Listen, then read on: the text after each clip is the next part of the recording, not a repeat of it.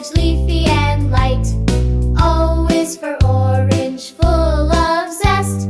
P is for peas in a green pod nest. Q is for quince, yellow and rare. R is for radish with a peppery flair. S is for strawberry, red and sweet. T is for tomato, a salad treat.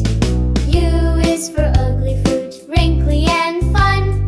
V is for vegetables, every single one. W is for watermelon, juicy and white.